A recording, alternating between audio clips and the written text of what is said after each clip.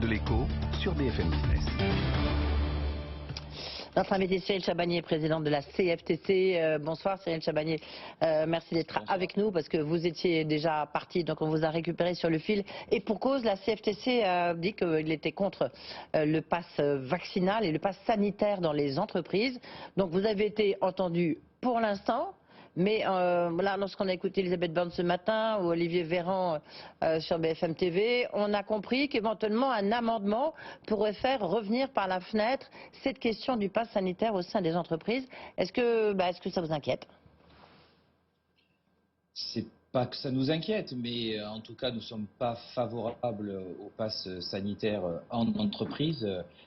On pense que c'est vraiment une mesure qui est extrêmement contraignante, qui pose beaucoup de questions organisationnelles et même morales, pour une efficacité qui est assez faible. Parce que depuis le début de cette crise, et on a une expérience maintenant, ça fait 1 an et demi, on voit bien que ce n'est pas dans les entreprises où on a les clusters. Les entreprises jouent le rôle, aussi bien les chefs d'entreprise que les salariés, que les organisations syndicales. On s'est tous mobilisés pour passer les messages de prévention et on voit aujourd'hui que l'immense majorité des entreprises, les gestes barrières sont bien respectés, les mesures sont prises et donc on est beaucoup plus inquiet par rapport à ce Covid dans les transports. On sait bien que c'est dans aussi les moments privés.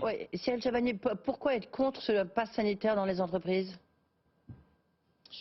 D'abord, ça fait un pass sanitaire supplémentaire. Je vous rappelle qu'on a déjà eu le pass sanitaire qui a été transformé en pass vaccinal pour les loisirs. Donc là, ça fait un pass sanitaire supplémentaire. Qui va le contrôler en entreprise? Comment? Les sanctions qui peuvent suivre? Comme dans un restaurant, ou quand on va ou dans la SNCF, voilà. Vous montrez votre badge, vous montrez votre pass sanitaire. Oui, mais enfin, c'est un pass qu'on doit montrer tous les 48 heures. C'est quand même lourd en termes d'organisation. Comment on va les contrôler? On va le montrer très bien. Mais derrière, quelles sont les décisions qu'on va prendre pour les personnes qui n'ont pas ce pass sanitaire? Il y a tout un débat de les personnes qui peuvent télétravailler. Est-ce que parce qu'ils n'ont pas de passe sanitaire, on les met en télétravail à temps complet lorsque leur poste le permet ou pas? Mais le problème, c'est qu'on va presque à l'encontre de ce qu'on souhaite. Il y a déjà, et j'ai déjà entendu, des personnes qui ne souhaitent pas montrer leur passe sanitaire pour être en télétravail 5 jours par semaine. Parce que tout le monde...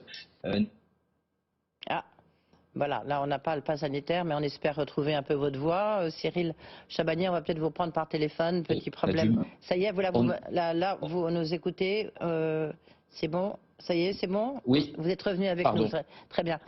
Oui, apparemment il y a un petit problème de connexion. Oui, tout à fait, il y a des petits problèmes techniques. Est-ce que Oui, donc vous restez opposé. J'ai pas entendu tout à l'heure tout à fait la réponse à ma question qui est de dire est-ce que vous redoutez que le gouvernement effectivement passe par la fenêtre pour obtenir ce pass sanitaire dans les entreprises? On sait que le gouvernement a envie que ce pass sanitaire soit mis en place. Ça, c'est clair. Le fait que toutes les organisations syndicales, y compris patronales d'ailleurs, étaient et sont opposées à ce pass sanitaire, on sent bien que l'autre voie, c'est de passer par le Parlement.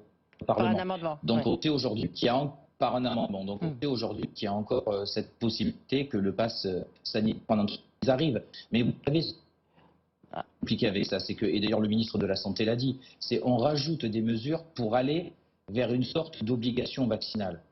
On ne peut pas faire peser cette responsabilité sur les chefs d'entreprise, les salariés, les organisations syndicales. Si le gouvernement veut une obligation vaccinale, que le gouvernement et le Parlement prennent ses responsabilités, mais qu'ils ne fassent pas peser sur nous. À chaque fois, on nous rajoute un vrai débat au Parlement. Oui, en même temps, quand on voit ce soir le nombre de cas en contamination, on se dit qu'effectivement, même au sein des entreprises, donc il faut, Elisabeth Borne a confirmé qu'à ce moment-là, elle a demandé plusieurs jours de télétravail à la rentrée. On repart un peu dans ce processus. Alors, est-ce que c'est pas la solution?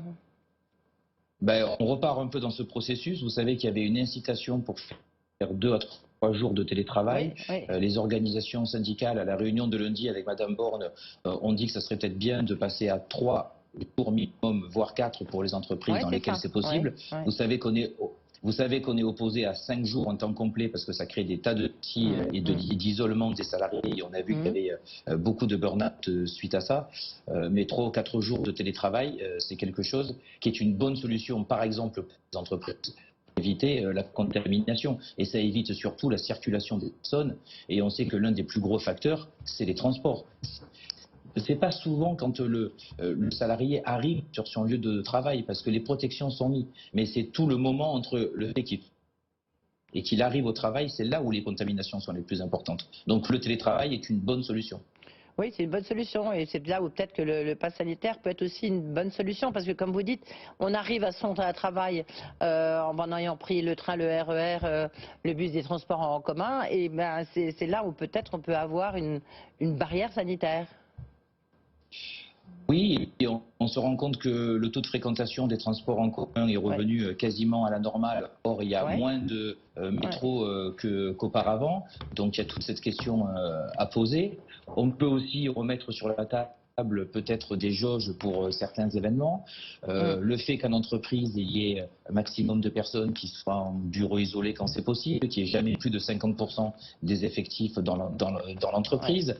Vous voyez, il y a des tas de mesures qu'on peut mettre en place et qui éviteront ce passe sanitaire qui en plus pose question morale parce que la ministre nous dit les personnes vaccinées pour pas être contrôlées à longueur de temps, puisque quand on est vacciné, c'est pas la peine de se faire contrôler tous les 48 heures, il suffira de se refaire contrôle lors du rappel, ça ne fait que sur la base du volontariat, parce qu'on ne peut tenir un fichier que sur la base du volontariat. Mais il y a plein de personnes, y compris vaccinées, qui par rapport au secret médical, qui par rapport aux libertés individuelles, ne souhaitent pas dire qu'ils sont vaccinés. Mais est-ce qu'aujourd'hui on a les moyens?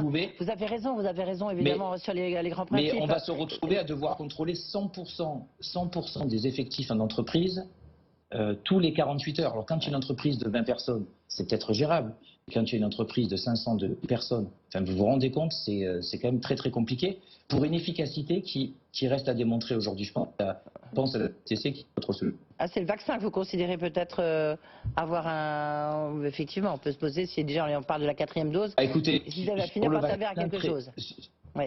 Sur le vaccin, très franchement, c'est pas une organisation syndicale de dire s'il faut une vaccination obligatoire ou pas, mais en tout cas, au moins la question se pose pour les personnes de plus de 65 ans ou pour les personnes fragiles. Ce sont ces personnes-là qui engorgent les hôpitaux. Donc que le Parlement et le gouvernement mettent cette question sur la table.